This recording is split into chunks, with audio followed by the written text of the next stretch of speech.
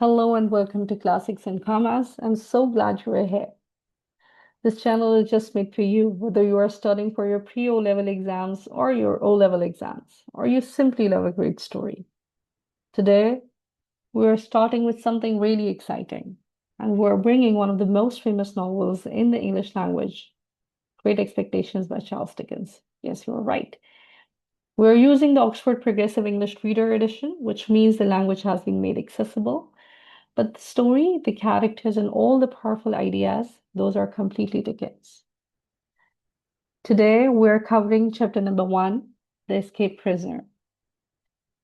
Stay with me until the end, because I have some really interesting questions for you that will make chapter two even more interesting. Let us get started. So, what we covered today.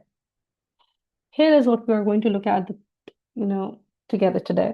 First, we'll meet the author, Charles Dickens, and find out a little about the world he was writing in. Then we'll go through the chapter summary from the very first scene in the churchyard all the way to the moment the prisoner tries to free himself. After that, we're going to look at three main scenes from chapter number one, along with the literary explanation. Then we move into the big ideas, the themes of the chapter. We'll also look at the setting tone and the mood and how Dickens uses all of these to pull you into the story. Then we'll go through some literary terms. And finally, I have some four questions for you to keep your mind, to keep so that I want you to keep that in your mind. Okay? Right, let us go. So meet the author. So before we dive into the story, let us just take a moment to meet the man behind it. And so we have Charles Dickens here, and he was born in 1812. And here is something worth mentioning and remembering about this guy is that is the exact same year that Great Expectation is set in. So Dickens was writing about the world he was born into. He wrote Great Expectations in 1861, but he did not publish it as a book. He wrote it chapter by chapter, published in a weekly magazine. So think of it like a TV series every week. So readers would rush to, get the latest episode, and that is how gripping it was. The era, Dickens was writing about is called the Victorian England and a time of enormous wealth for some people and terrible poverty for others. So class mattered enormously. So where you were born and how much money you had decided almost everything about your life. And here is something I find really interesting. So Dickens himself grew up poor, and his father was sent to prison for debt when Charles was just 12 years old. So he had to go and work in a factory. So when he writes about a poor orphan boy with no future, he is not just imagining it, he lived it basically. So that personal experience is what makes his novel so powerful.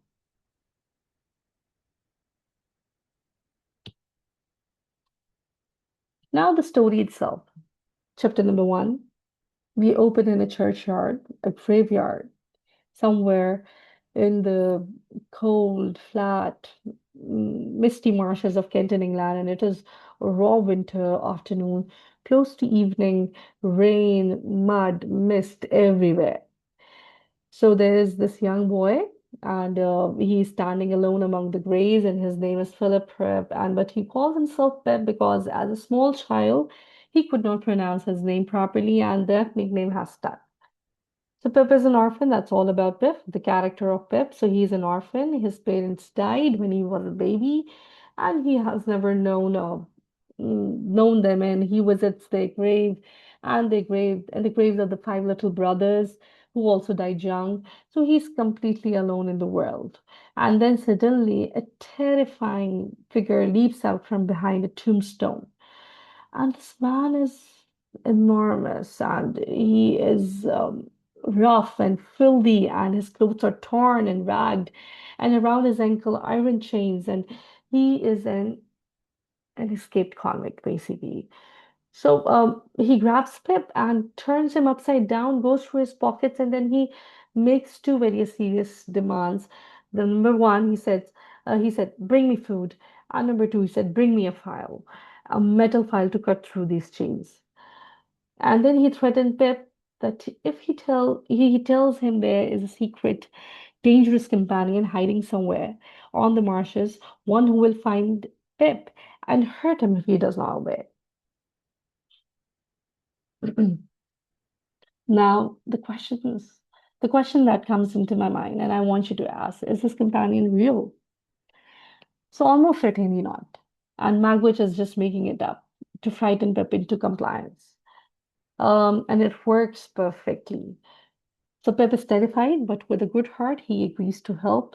And that single moment, that one act of kindness from a frightened little boy, it will change his entire life. And we're going to see how. Now, there are a few, as I told you in the beginning, there are three scenes, and that's one of the most important, the scenes that are the very important. So let's just give it a look.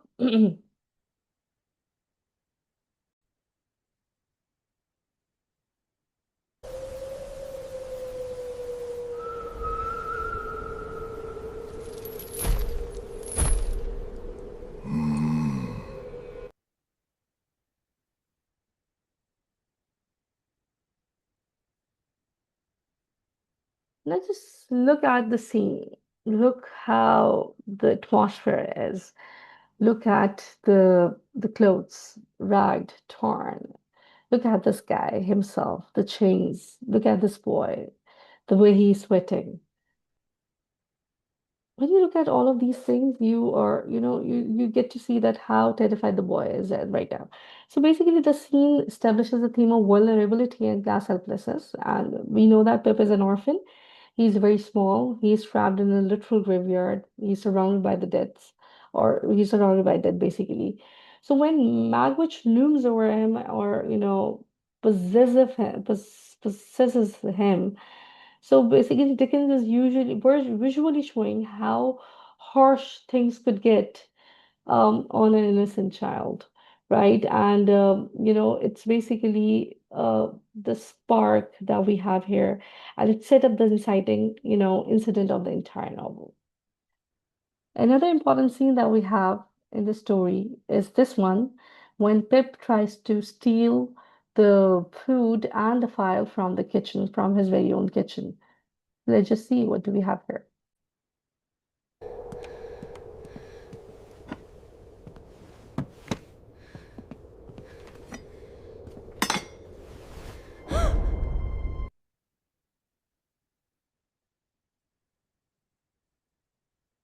You could see that how terrified he was while stealing the food and the file.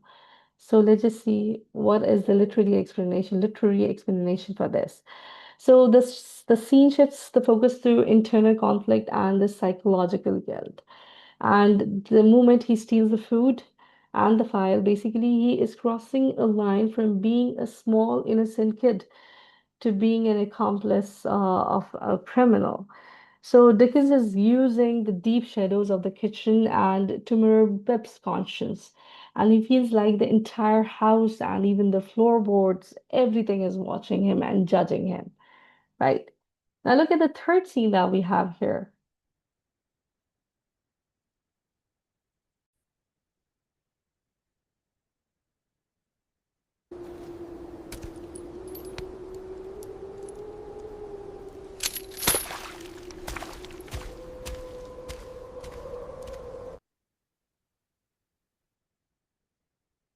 I find this scene very interesting for a few reasons, because AI does very interesting works. So just look at this, the whole thing, the environment, the atmosphere, the mood. It's very tense, it's very dark. And the time when he gives him the food and the file, and when he gets the file, he cuts his own chains. Now you could see this guy as well here. That's another prisoner who's lurking in the marshes. So we're going to talk about him as well in detail in the upcoming chapters. So right now, just remember these three scenes. The graveyard scene, and the other scene was the theft, and the scene when he helps the prisoner. Okay. Now, what is the literary explanation of this? We're going to see that. The theme of mystery and interconnected fates. So when he hands off the basket to the prisoner, he's sealing a bond with Magwitch. Pip is sealing the bond with Magwitch, and there's a connection that that will alter Pip's life that we are going to see in the upcoming chapters. The second prisoner that's lurking as a silent silhouette in the fog introduces a massive layer of mystery. And that tells us that there is a wider story and a bitter rivalry that Pip does not understand as yet, and you also does not understand as yet. So we're going to see that together, right? Um, then we have the big ideas in chapter number one. So theme number one is social class. Pip is poor and powerless, and Magwitch is a criminal. Um, Basically, he is a convicted criminal, and in Victorian England, both of them sit at the very bottom of society. And both of them are treated harshly because of it. So Dickens is basically trying to make us think and ask, is this fair? So you ask yourself, is this fair? The theme too that we have is fear and power.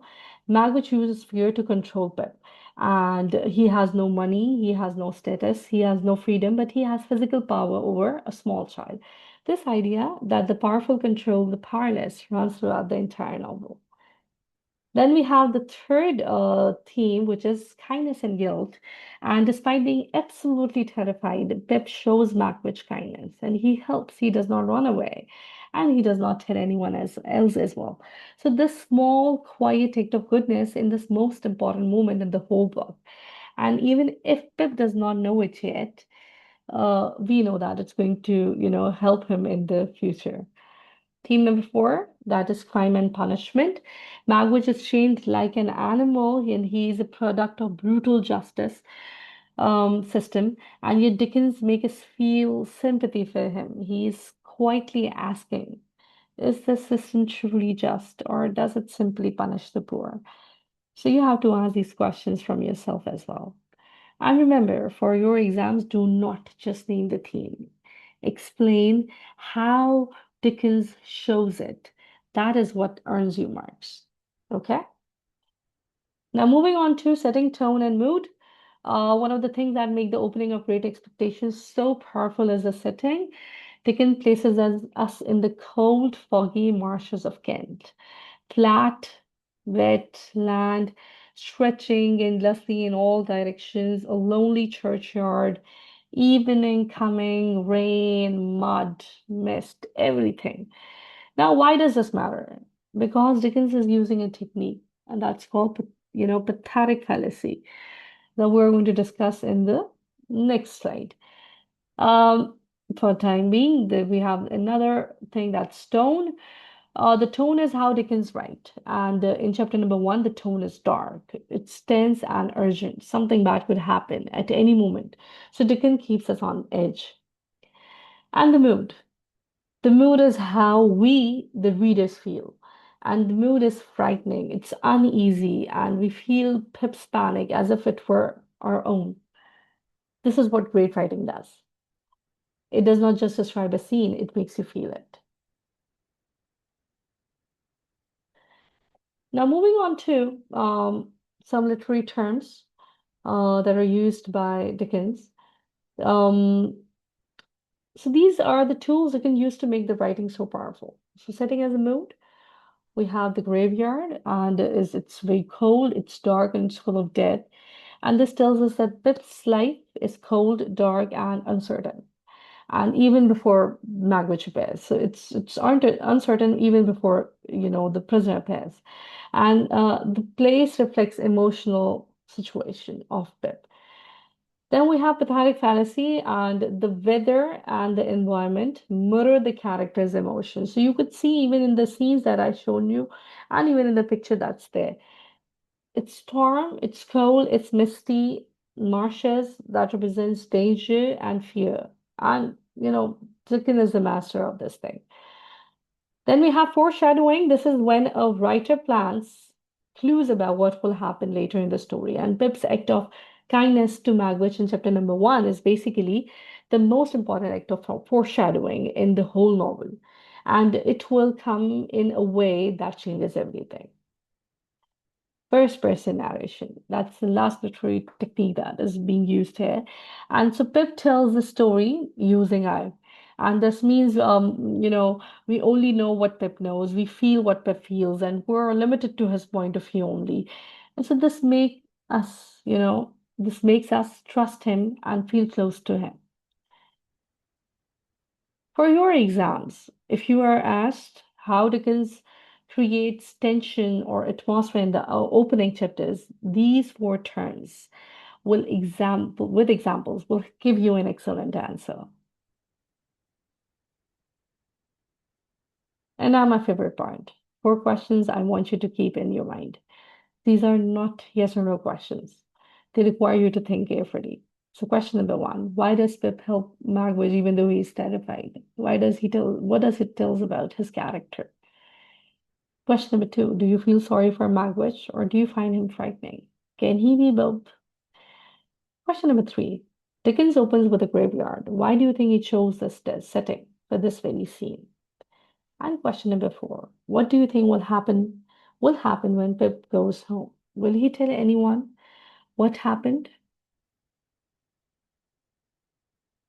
Okay, so hold on to these questions because in chapter number two, we find out exactly what Pip does next. He sneaks home in the dark, carrying a secret he's terrified to reveal, and and the choices he makes that night will set everything in motion. So, if you found this video helpful, please give it a like. It genuinely helps this channel reach more students just like you. Subscribe so you never miss a chapter. And if you know someone who is studying Great Expectations, share this with them. It might just save them in an exam. I'll see you in chapter number two. Goodbye.